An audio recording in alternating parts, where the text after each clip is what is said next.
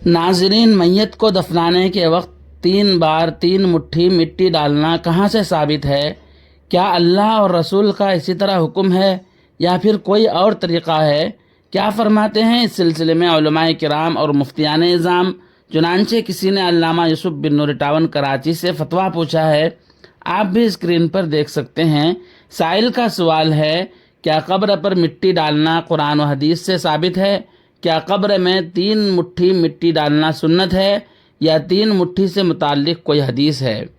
علامہ نے جواب دیا ہے، جی ہاں، میت کے لیے زمین میں گھڑا کھود کر اس پر مٹی ڈال کر دفن کرنے کا طریقہ انسان کے لیے فطری طریقہ ہے، جس کا ذکر قرآن مجید میں صراحتاً بھی ہے اور اشارتاً بھی۔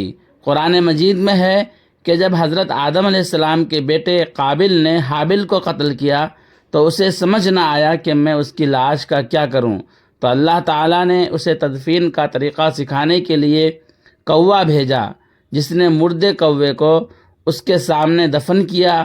یوں انسان کے لیے بھی مردے کو دفنانے کا طریقہ طے ہوا۔ اللہ تعالیٰ نے کوے کے بھیجنے اور اس کے سکھانے کی نسبت اپنی طرف کی ہے، گویا میت کو دفن کرنے کا طریقہ جس میں زمین کھود کر مردے کو گھڑے میں رکھ کر اوپر مٹی ڈالی جاتی ہے، خود اللہ تعالیٰ کا تلقین ہے۔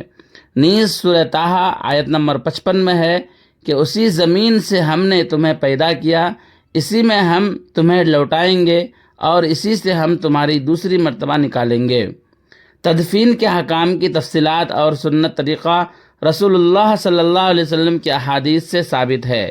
چنانچہ قبر پر 3 مٹھی مٹی ڈالنے کا ذکر بھی حدیث مبارک میں ہے کہ آپ صلی اللہ علیہ وسلم نے جنازے کے بعد تدفین کے وقت مردے کے سر کی جانب سے 3 مٹھی مٹی کی ڈالی، لہٰذا یہ طریقہ مسنون یعنی مستحب ہے کہ دونوں ہاتھ سے مٹھی بھر کر 3 مرتبہ قبر پر مٹی ڈالی جائے، پہلی مٹھی سرہانے کی جانب، دوسری درمیان میں اور تیسری پاؤں کی جانب، اور مستحب ہے کہ پہلی مٹھی ڈالتے ہوئے یہ پڑھے منہا خلقناکم، دوسری مٹھی ڈالتے وقت یہ پڑھے وفیہا نعیدکم، اور تیسری مٹھی ڈالتے ہوئے یہ کہے ومنہا نخرجکم تارۃ اخری۔